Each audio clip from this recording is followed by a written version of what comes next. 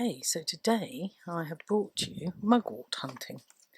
Now along this stretch of road there used to be a mass of mugwort, and a lot of it has been chopped down with the destruction of some of the hedges. But we do still have some, so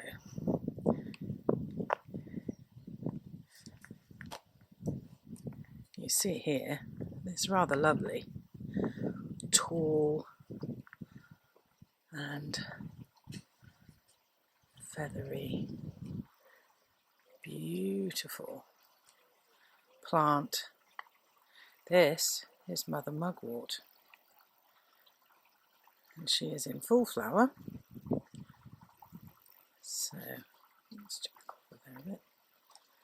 So we don't want to take too much, but every part of this lovely plant is useful. So I am going to be cutting a few branches to take home with me and to dry. Now I use this herb a lot. You can use it fresh, you can dry it. I will use the flowers and the leaves as an aromatic herb. I think it goes really well with tomato sauces, anything tomato in it, or stews. It goes really well with game meats and red meats. It's just got a delightful flavour. I would use it as an alternative to something like oregano or oregano if you live in other parts of the world. As a sacred plant, as a sacred herb, here in England and Europe and the places where it grows naturally, and the white sage of the plains, Americas, does not grow here naturally. This is our alternative. So you can gather this,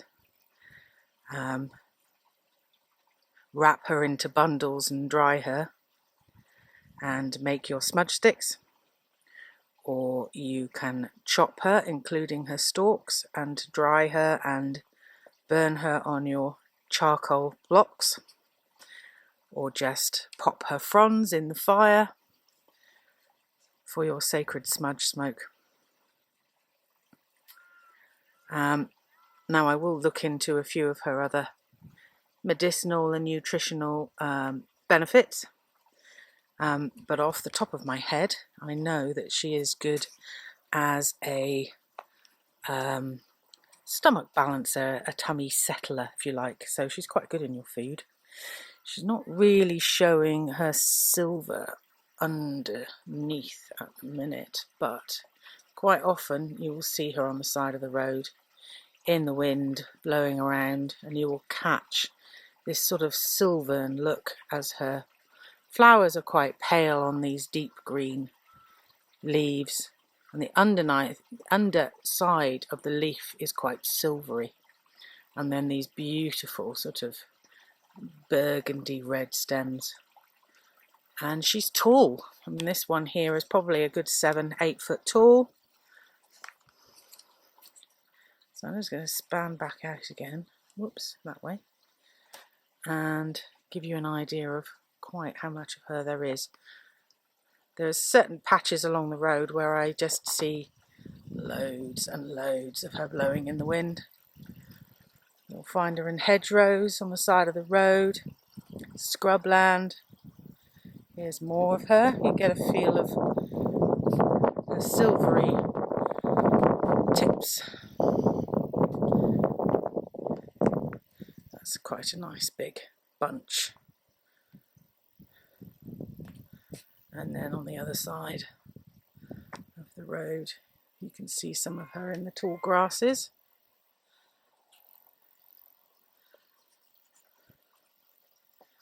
Here we are.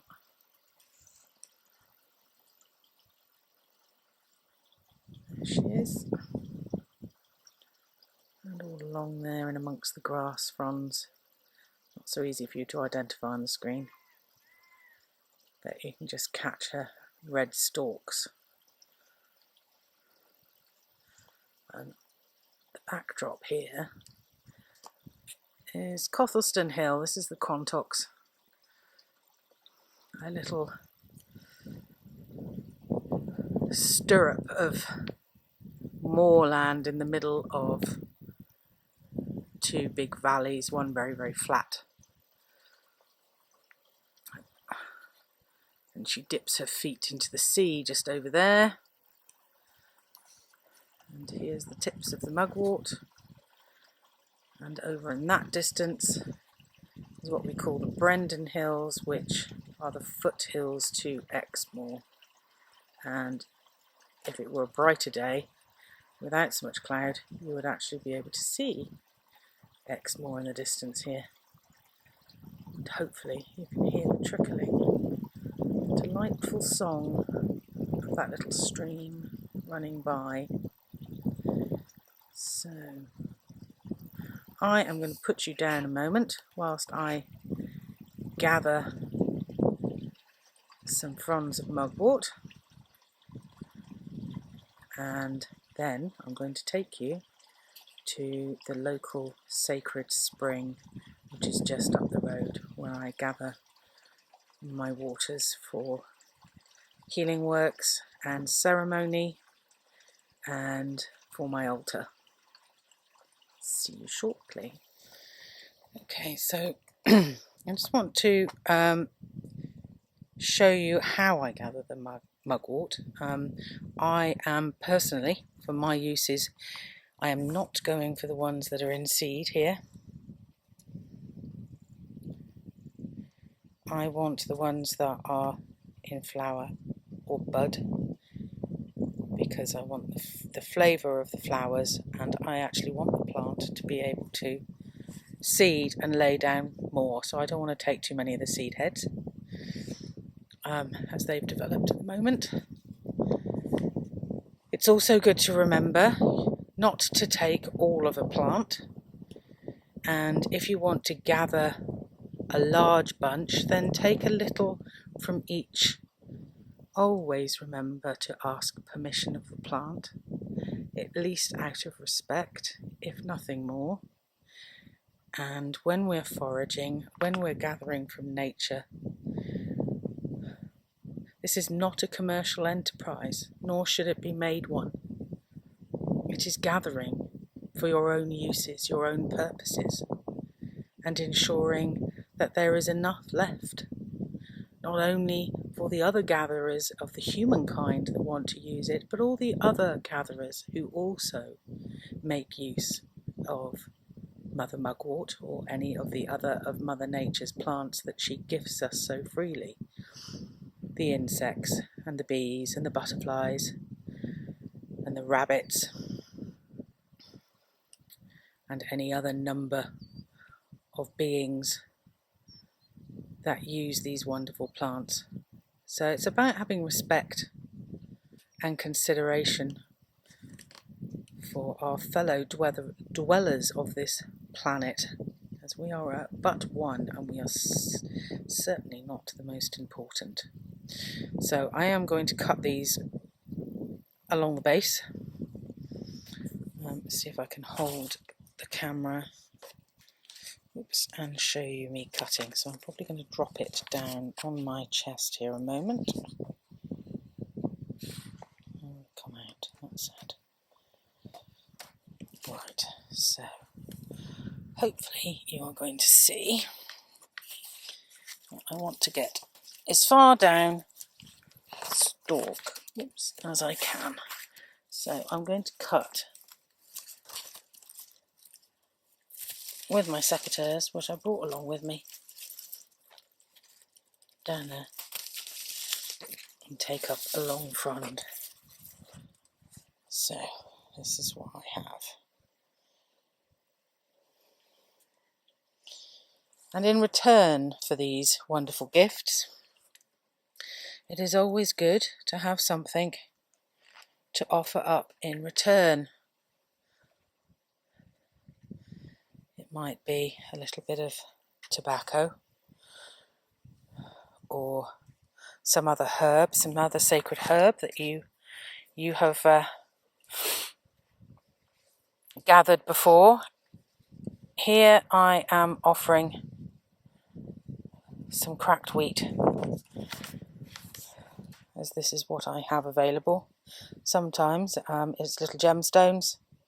Sometimes when I've got the mugwort dried, I have a pouch of that, as I don't use tobacco. And again, that doesn't grow native in this country, so it's not something that I would use. So this I just sprinkle around the areas where I have cut, giving my thanks, my gratitude, my blessings, and wishing the plant well. So here we are coming to the entryway to the local sacred well. Actually, it's a covered spring, which I'll show you in a moment. But this gateway I always see as a very special boundary. This is the stream that runs down from that spring head. And in our local folklore, this is known as an elven stream. As you can hear, it's right by the main road. But an elven stream where the fairy folk dwell. You can feel it in the air. A lot of people in the past have found that to be something to be afraid of. Not to drink of the waters here, as they would send you mad. But as a place that is guarded and protected by the elemental folks, the Fae, it is a place full of magic, full of potent energy, and a place that requires the utmost respect.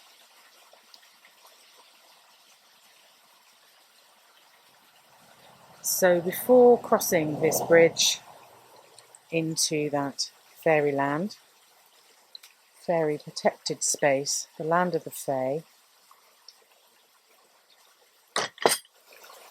the boundary of which is this beautiful spring stream, I always make my offerings with gratitude and respect, and ask permission to cross the bridge, stating my intention of why I am here, what I intend to do here. So I have with me my bag of offerings, which I carry with me, and in here, I can dig down and find it because I've got lots of little pouches of things in my bag.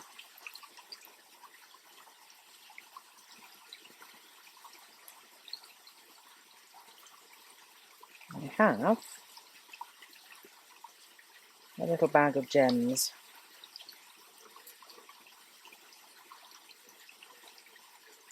Which is what I always offer the fairy folk here, as I know they like the bright and shiny. If I had some shiny coins, I would offer them those. But what I have are little gemstones that came from the earth and can return to the earth.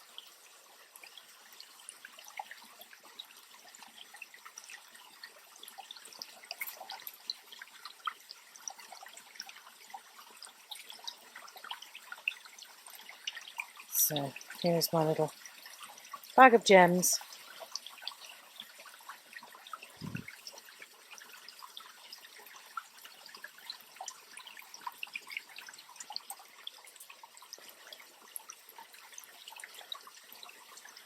So blessings to all of those in the unseen realms that dwell here and protect this space. Keep these waters clear and clean. Have guarded this space, this sacred space, for many thousands of years. I offer you these simple gems and ask your permission to cross into your world so that I may offer my blessings, my prayers, my gratitude to the sacred waters, and to collect these waters for use in my healing work, my sacred ceremonies, and on my altar. My name is Lagus Urus Isa Swelu Anzus, and I will to will thy will. My name is Lagus Urus Isa Swelu Anzus, and I will to will thy will. My name is Lagus Urus Isa Swelu Anzus. I stand up, I step up, and I am here. I am Louisa Shawnee. This is who I am. I offer myself. I ask permission to cross with your blessing. And as we walk through on the path, you see these wonderful prehistoric plant beings called the horsetail fern. This is another of Mother Nature's gifts that she offers up for our healing,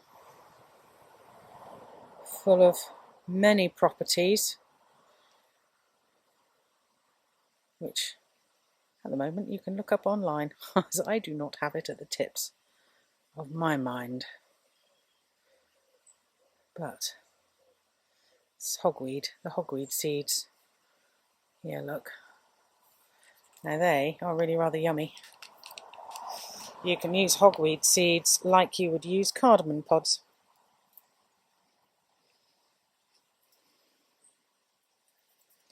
But you have to make sure they're hogweed and not giant hogweed,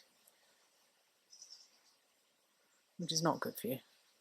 But the common hogweed is perfectly edible and rather lovely. Very strong as a spice. You really don't need very much. So there's some more of those seeds along here. And there is a hogweed in flower.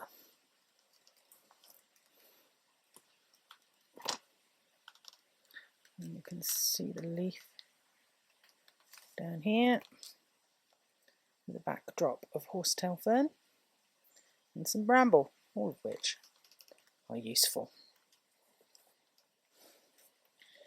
And over here we've got some more seeds.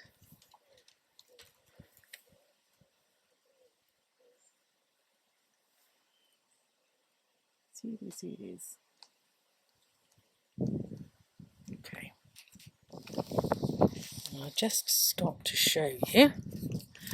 Here we have some red clover, part of the pea family. And red clover is a really good hormone balancer. So anyone who's suffering from menopause, great to have in your tea or your salad, leaves or flowers. If you make a little tisane with her, with a few other herbs, add a little bit of lemon juice, the water will turn pink. Rather beautiful. Right, on along our path. Little story to share with you here. So, as this is Fayland, I was here in May gathering some of these tussock grasses, reeds, for making my Bridie's or Bridget's crosses. And in my cockiness, I lost one of my legs up to my knee, and if it wasn't for my other leg being on terra firma, I had felt no bottom. I could have well and truly got stuck in this little bog.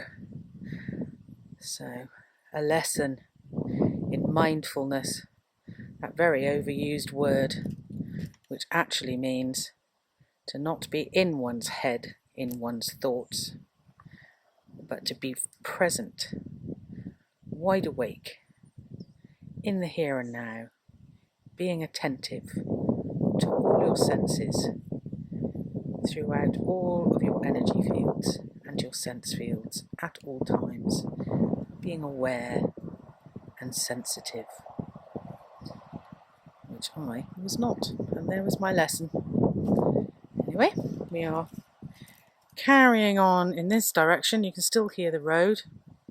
We're on the side of the hill now, and the spring is just near the bottom, round the corner, over there under the trees.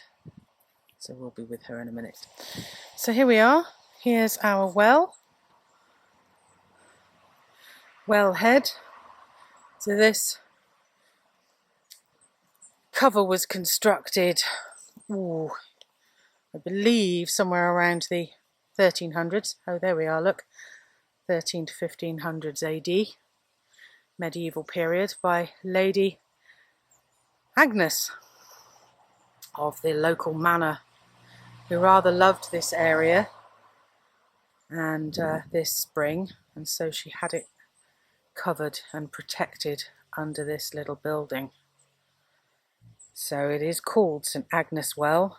Agnes is also a patron saint of love and courtship. So it is a well of love. And all of this was constructed at her time. Recently, just before, I think it was in 2018, 2019, a group of local people got together with a Millennium Grant and restored the place, cutting back all the weeds. As you can see, it's all grown up again. You used to be able to see over the fence. Although we shouldn't call them weeds. This is Rosebay Willow herb that a lot of people like as a tea. And we're surrounded by the horsetail fern, and of course our stinger nettles, and the bramble. And we have an oak tree here, and a very upset looking ash tree, which is probably suffering from the ash dieback that is rather rampant in the British Isles at the moment, which is a sad affair because they are a beautiful and majestic tree, and we have quite a few sycamores, maples here. There's a big one here. Another ash in the background. So I'm just going to turn you on your side so you can see her again. Not looking her healthiest, which is not a good sign. When I came here earlier in the spring, they were looking a lot healthier. So, back to our well.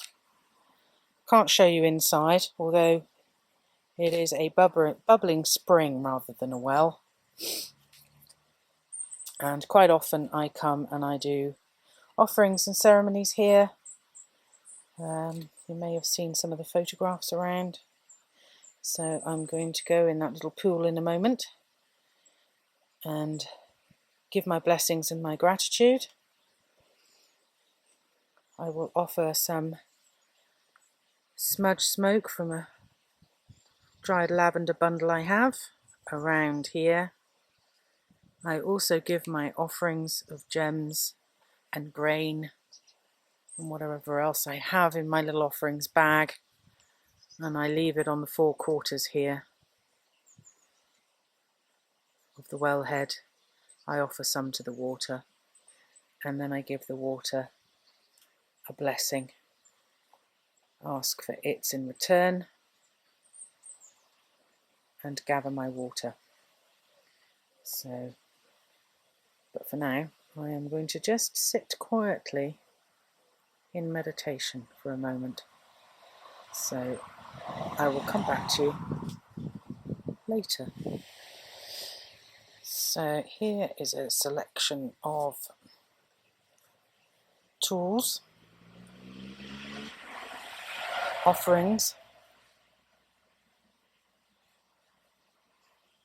that I have brought with me to bless the well and to ask for some cleansing and purifying for some of these crystals that I work with. There's the lavender smudge, some Palo Santo, some grains and some gems to offer up, and the rattles I will use as I sing to the stream and the well and the spring in blessing. So now I'm just going to go around and make a start with those things, but I'm not going to record that. Nor am I going to record any of the blessing, as I do not consider that to be right at this current moment. There is a new moon coming up, and I do a new moon ceremony for waking the water and blessing the waters to be carried out to the oceans and around to the consciousness of all beings. And that I will bring a tripod and I will record for you. But for now, this is a private blessing between me and the well. So at this point, I will bid you farewell. So I am back from our little forage, and here is Mother Mugwort hanging in my porch, which is where she will stay and dry and give me all her beautiful aroma as she does so. And each time somebody walks through the door and brushes themselves on her, she will give them a gift of scent. And I did have a quick little look at what other things you can use mugwort for. There is actually quite a digest, so I would suggest that you go along and have a look at Mr. Wonderful Man, Robin Harford. This is his book, which mugwort is in this one, but he's also got a website which is eatweeds.co.uk, and he is a mind of useful information. He has an entire directory on his website for identifying plants and their medicinal uses, their culinary uses, and their nutritional compounds and all the rest of it. So there is, as I said, it does help with the stomach and digestion. There is a contraindication that suggests that you do not at all take this herb while you're pregnant, as for women it does promote menstruation. It is known as the mother of herbs, thus Mother Mugwort, and is known as the woman's herb, and is also legendarily famous for its magical properties. It's known as the witch's herb and can help one with clarity of dreams and clarity of vision when one is journeying or meditating.